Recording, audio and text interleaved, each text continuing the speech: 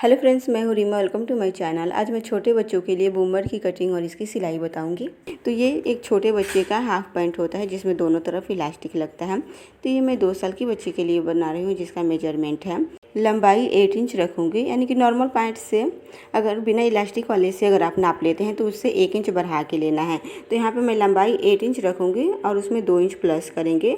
1-1 inch दोनों तरफ fold में जाएगा, तो ये 10 इंच लंबाई लेंगे कटिंग करते समय। और हिप है 20 इंच बच्चे का, तो उसमें 3 से डिवाइड करेंगे तो ये 6.6 आएगा ऐसे। तो कटिंग करते समय हमें इसमें 3 इंच और प्लस करना है, यानी कि 2 से 3 इंच आप प्लस कर सकते हैं। तो यहाँ पे 3 इंच प्लस करूँगी तो इस तरीके से ये 9.6 आएगा। तो 3 इंच या फिर 2 इंच या फिर 2.5 इंच आप अधिक ले सकते हैं। तो इसी मेजरमेंट पे मैं कटिंग कर लेती हूँ। तो इस तरीके से ये मेरे पास बचा हुआ कपड़ा है, इसी में मैं कटिंग करके बताऊँगी। तो इस तरीके से ये कपड़ा 1.25 मीटर से भी कम है, तो इसको पहले इस तरीके से 4 फोल्ड कर लेंगे ऐसे। और इसकी जो चौड़ाई होगी हिप का 1/3 प्लस 2 से 3 इंच आप ले सकते हैं। और लंबाई हम इस तरीके से 8 इंच बनाना है तो 2 इंच एक्स्ट्रा मैंने लिया है 1-1 इंच फोल्ड करने के लिए। तो अगर इलास्टिक की चौड़ाई ज़्यादा हो तो आप जैसे मैंने 1-1 इंच फोल्ड करने के लिए लिया है, तो आप यहाँ पे 1.5 इंच भी फोल्ड करने के लिए ले सकते हैं। तो इस तरीके से ये 9.5 इंच हो गया और इसकी लंबाई 10 इंच, और यहाँ से ये फोल्ड हो जाएगा ऐसे। अब हम इसमें हाई का चिन्ह लगाएंगे। तो यहाँ से मैं 7.5 इंच लूँगी, 1 इंच ऊपर फोल्ड होगा, तो यहाँ से इस तरीके से ये 7.5 इंच। तो इस तरीके से 2 से 3 साल की बच्चों के लिए हम यहाँ से 7.5 इंच लेंगे। और 5 से 6 साल के लिए आप बना रहे हैं तो 8.5 या 9 इंच ले सकते हैं। और 10 या 12 साल के लिए बना रहे हैं तो 10 इंच या फिर 11 इंच तक ले सकते हैं। तो इसको लगाने का एक सिंपल तरीका ये भी है, इस तरीके से आप अगर लगाएंगे तो कभी भी गलत नहीं होगा। यानी कि यहाँ पे हिप का 1/3 लेना है। जिस साइज़ का आप पैंट की कटिंग कर रहे हैं उसका 1/3 ले लीजिए।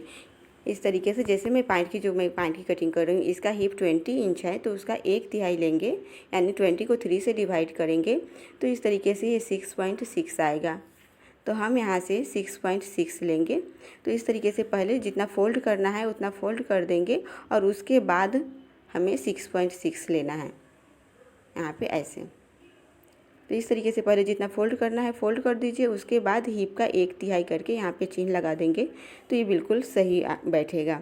अब यहाँ से हम 1.5 इंच लेंगे। छोटा बच्चा है तो इस तरीके से 1.5 इंच, अगर इससे बड़ा है 5 साल से बड़ा है तो आप 2 इंच भी ले सकते हैं।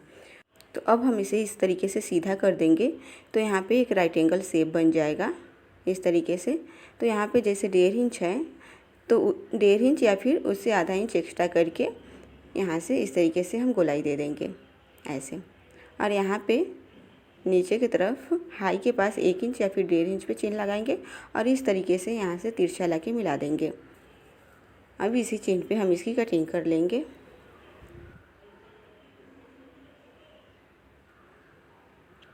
और इधर से भी इसको खोल देंगे, ये ज्वाइंट है तो अब इसकी कटिंग हो गया पैंट की। अब इसमें से मैं 1 इंच चौड़ी पट्टी कट करूँगी दोनों तरफ पाइपिंग लगाने के लिए।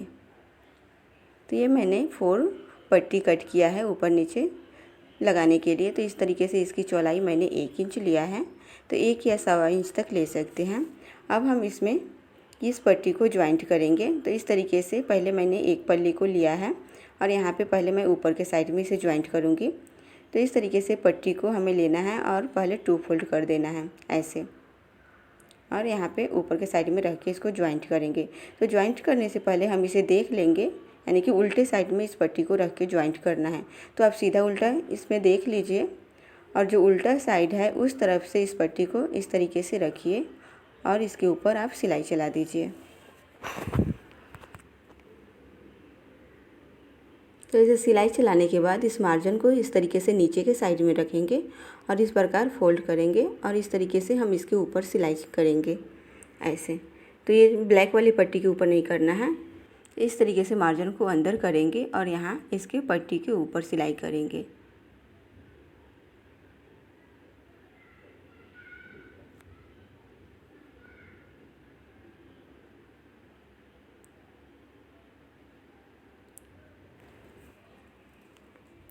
तो इसी प्रकार यहाँ पे हम नीचे की तरफ भी लगाएंगे इस पट्टी को।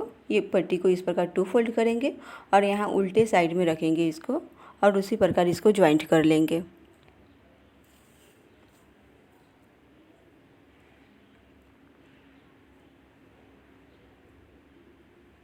तो ऐसे जॉइंट करने के बाद फिर उसी प्रकार इसको फोल्ड करना है। ऐसे मार्जिन को अंदर की तरफ करना है और एक बार फिर फोल्ड करके ऐसे इसके ऊपर सिलाई कर देंगे।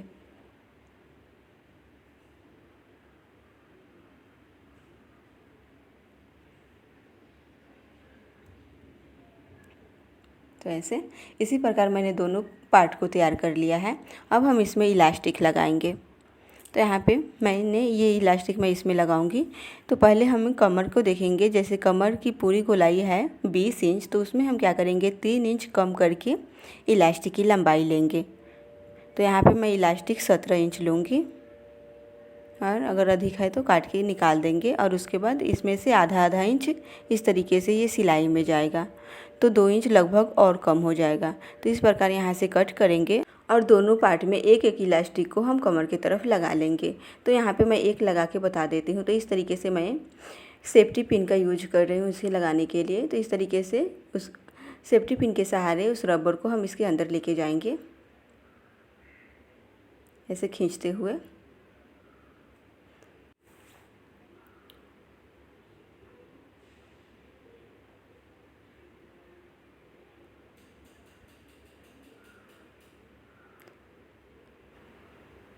तो इस साइड में पहले यहाँ से खींच के इसके ऊपर पहले मैं मशीन चला देती हूँ,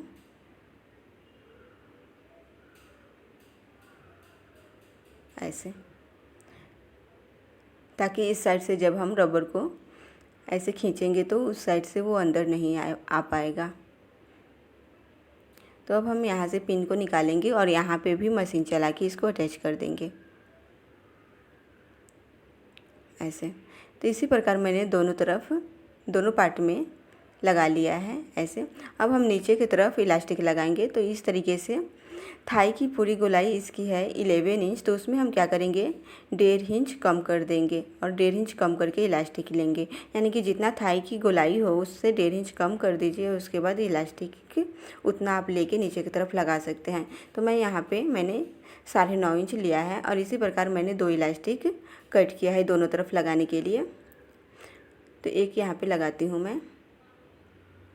तो इस प्रकार उसी प्रकार लगाएंगे और यहाँ पहले मशीन चला के इसको अटैच कर देंगे ताकि ये अंदर की तरफ ना जाए। और फिर इस साइड में भी पिन को निकालेंगे और यहाँ भी इसके ऊपर भी हम मशीन चला देंगे।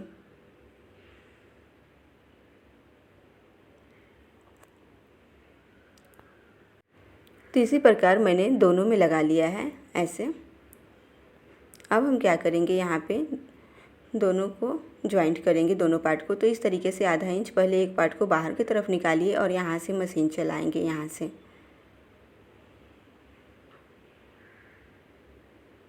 तो इस तरीके से पूरे में हमें आधा आधा इंच निकाल के इसके ऊपर सिलाई करना है,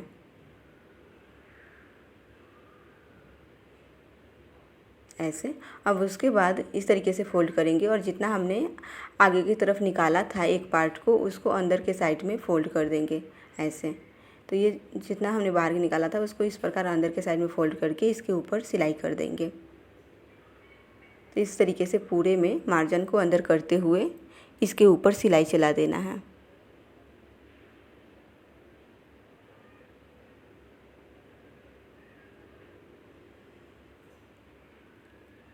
ऐसे।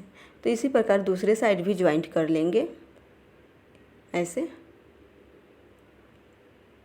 तो यहाँ भी पहले आधा इंच इस तरीके से बाहर की तरफ निकालेंगे और इसके ऊपर हम सिलाई करेंगे।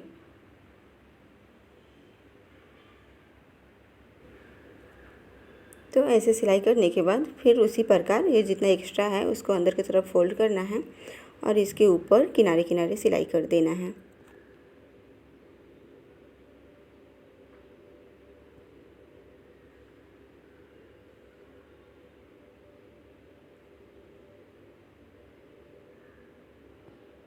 जैसे पूरे मार्जिन को अंदर करते हुए इसके ऊपर सिलाई करना है।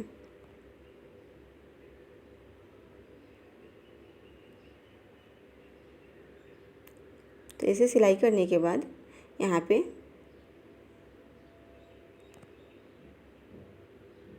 नीचे के साइड भी हम सिलाई कर देंगे। तो इन दोनों को इस प्रकार पकड़ना है और यहाँ पे इसको भी इस तरीके से आधा इंच बाहर निकालना है ऐसे, और यहाँ से हम सिलाई करेंगे।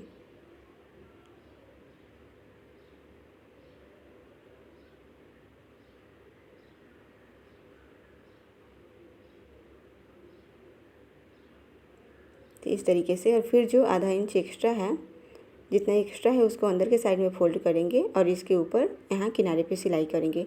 तो इसको इस तरीके से यहाँ से हम मशीन के अंदर लेके जाएंगे इस तरीके से, और यहाँ पे इस रबर को इस तरीके से नीचे से आप नीचे की तरफ खींचिए ताकि मशीन उसके ऊपर ना चले।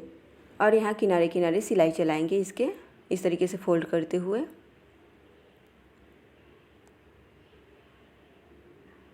तो इस तरीके से ये दोनों साइड से इस प्रकार दिखेगा। इस तरीके से ये उल्टा साइड में, आपको उल्टा साइड में भी मार्जिन दिखाई नहीं देगा, और इस तरीके से ये सीधे साइड में भी नहीं। तो ये पैंट अब तैयार हो गया है। तो अगर आपको ये वीडियो अच्छा लगा हो तो प्लीज़ वीडियो को लाइक कीजिएगा, और अगर आप चैनल पर नए हैं तो चैनल को भी सब्सक्राइब कीजिएगा। Thank you.